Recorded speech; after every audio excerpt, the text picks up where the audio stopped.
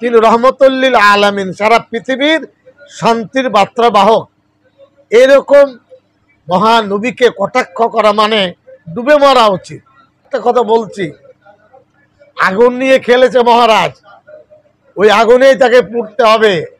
লড়াইটা আমাদের সঙ্গে নয়, আল্লাহর সব থেকে শ্রেষ্ঠ নবী যে নবীজি রহমতুল্লিল আলামিন, আপনি তার বিরুদ্ধে হাত তুলে তার বিরুদ্ধে কথা বলেছেন।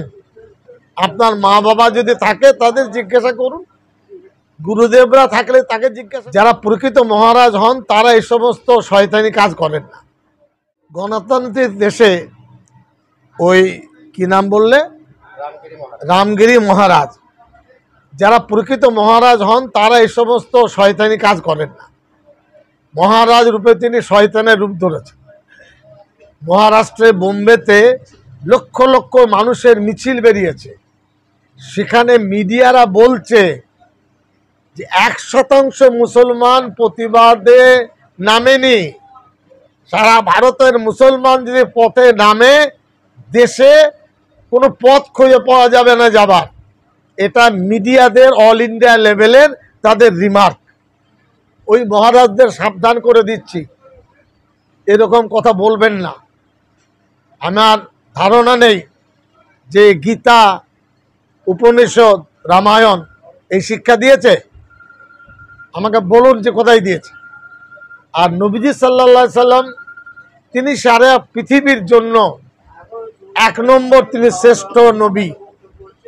আজ পথ খুঁজছে শান্তির জন্য।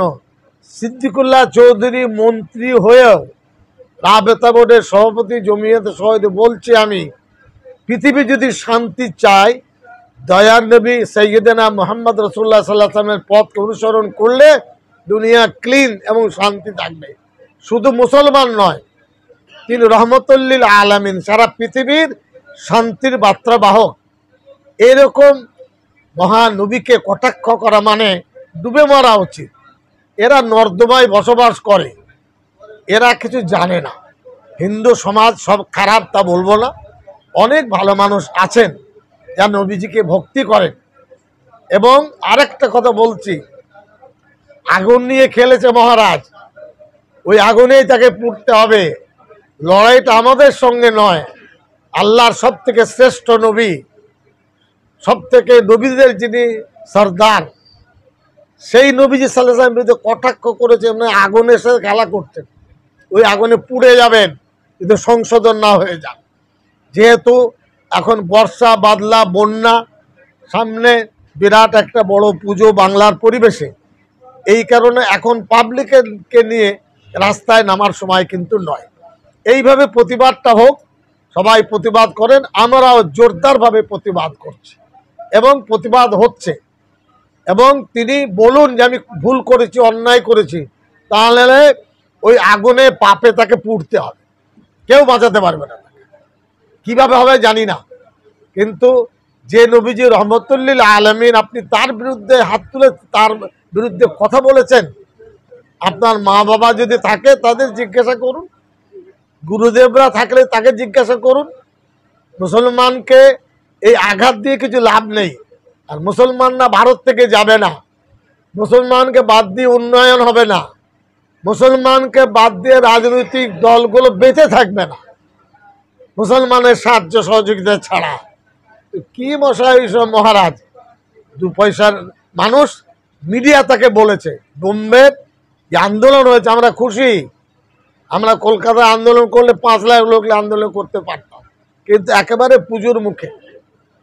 তারপরে ঘন বর্ষা, 10টি জেলায় প্লাবিত। এখন মুর্শিদাবাদ, মালদা ওখান থেকে জল ছেড়েছে ফারাক্কার দিক দিয়ে। এই কারণে বড় আন্দোলনের দিকে এখন আমরা যেতে চাইছি না, আমরা দুঃখিত। এবং নবীজি সাল্লাল্লাহু আলাইহি সাল্লাম সারা পৃথিবীর জন্য কিয়ামত পর্যন্ত রহমতুল্লিল আলামিন। নবী সাল্লাল্লাহু আলাইহি সাল্লাম হলেন প্রতীক, সংহতির প্রতীক, ভালোবাসার প্রতীক, ক্ষমার প্রতীক, মূল্যবোধের প্রতীক। নবীজি সাল্লাল্লাহু আলাইহি সাল্লাম রূপ চেহারা ছিল মানুষের, কিন্তু তার প্রতিটি বাক্য, প্রতিটি কথা, তার নবুয়ত সব ঐশ্বরিক, সব আল্লাহর পক্ষ থেকে। অতএব এই ব্যাঙ হয়ে হাতির গায়ে মারলে যেমন হয়, এটাও ঠিক তেমনি ব্যাং হয়ে আকাশের চাঁদ তারা দেখছে।